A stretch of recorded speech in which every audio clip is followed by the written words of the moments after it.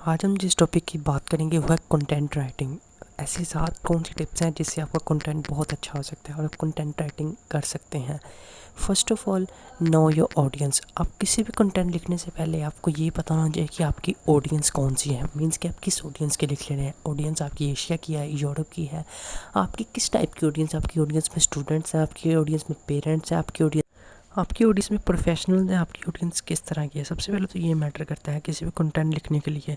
जब आपको ये पता चल जाता है कि आप किस ऑडियंस के लिए लिख रहे हैं, वो कोई स्पेसिफिक ऑडियंस है, मींस कि आप स्टूडेंट्स के लिए लिख रहे हैं, आप किसी प्रोफेशनल्स के लिए लिख रहे हैं, आप टेक फील्ड के हवाले से लिख रहे हैं, या आप किसी चीज़ के लिए लिख रहे हैं। सबसे पहले तो आपको ये मैटर करता है। जब आपको ये पता चल जाता है कि आपकी ऑडियंस इस तरह की है, तो आपके लिए कंटेंट लिखना बड़ा ईजी हो जाता है। मीन्स कि आपको क्लियर हो जाता है कि हाँ, मैं इस ऑडियंस के लिए लिख रहा हूँ, तो वो आपके लिए एक अच्छा पॉइंट हो जाता है।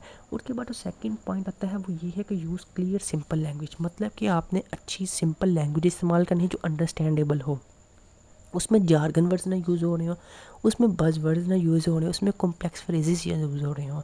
मीन्स कि वो सिंपल हो और जो आप कहना चाह रहे हैं, डिलीवर करना चाह रहे हैं, वो सिंपल हो, क्लियर हो, अंडरस्टैंडेबल हो, उसको हर इजीली पर्सन रीड कर सके। बिकॉज कंपनी जो जब आपसे कंटेंट लिखवाती हैं तो वो अंडरस्टैंडेबल होना चाहिए, बिकॉज उन्होंने अपने कस्टमर्स को देना, और कस्टमर्स उनके हर तरह के होते हैं। तो इसलिए आपने जब भी कंटेंट लिखना है, आपने क्लियर सिंपल लैंग्वेज लिखनी है। देन थर्ड पॉइंट जो आता है, थर्ड पॉइंट इसका है कि क्लियर कट द फ्लफ। मतलब कि जो आपने एडजेक्टिव यूज़ किया, जो आपने इरेलीवेंट थिंग्स यूज़ की हैं, आपने उनको कट कर देना है। आपने कोई जार्गन वर्ड, कोई बज़ वर्ड, कोई फ्रेजेस नहीं यूज़ करने। आपने टू द पॉइंट यूज़ करने हैं। आपने ईजी अंडरस्टैंडेबल यूज़ करने हैं।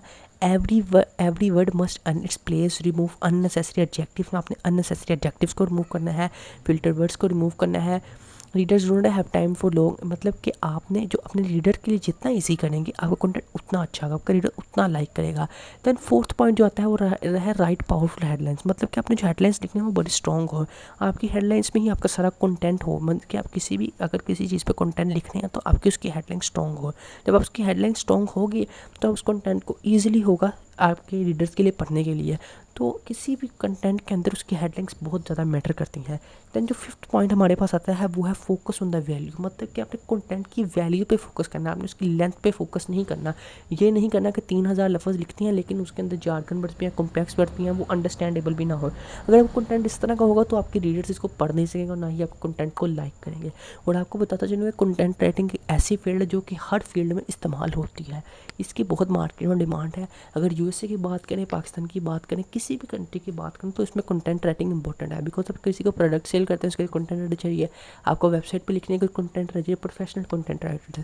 तो आपने प्रोफेशनल कंटेंट राइटिंग लिखने के लिए इन स्टेप्स को ज़रूर फॉलो करना है। देन जो हमारे पास पॉइंट आता है वो आता है लर्न बेसिक एसईओ। मतलब कि जो 6 पॉइंट है वो है एसईओ, मतलब कि सर्च इंजन ऑप्टिमाइजेशन। आपने कंटेंट के अंदर जो भी वर्ड्स यूज़ करने हैं वो एसईओ के मुताबिक हो। आपने सबसे पहले एसईओ वर्ड्स निकाल लेने हैं और एसईओ वर्ड्स को अपने कंटेंट के अंदर यूज़ करना है। बिकॉज गूगल भी एसईओ वर्ड्स को रैंक करके ऊपर लाता है।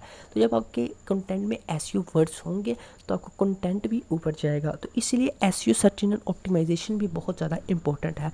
अगर आप ये करते हैं तो ये बहुत अच्छा है। देन आपके 7 पॉइंट जो आता है वो है एडिट। मतलब कि आपने ग्रामरली से इसको एडिट कर लेना है, इसको प्लेजरिज्म फ्री कर लेना है और देख लेना है कि आपके कंटेंट में कोई मिस्टेक तो नहीं है। अगर आपके कंटेंट में कोई मिस्टेक है तो उसको एक बार दोबारा रिवाइज करके उसको करेक्ट कर लें। बिकॉज जब तक आपका कंटेंट करेक्टेबल नहीं होगा, easy and simple to understandable नहीं होगा, तब तक आपका कंटेंट सबसे बेस्ट नहीं होगा। तो अपने कंटेंट में ये तमाम के तमाम 7 स्टेप्स को फॉलो करना है।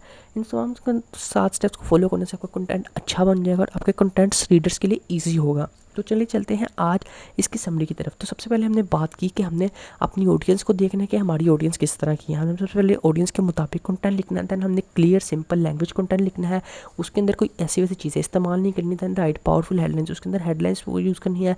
फोकस एंड वैल्यू, उसकी वैल्यू पे फोकस करना है, उसकी लेंथ पे फोकस नहीं करना। दैन बेसिक एसईओ, मतलब कि सर्च इंजन ऑप्टिमाइजेशन, उसकी बेसिक एसईओ करनी है, उसको एडिट करना है।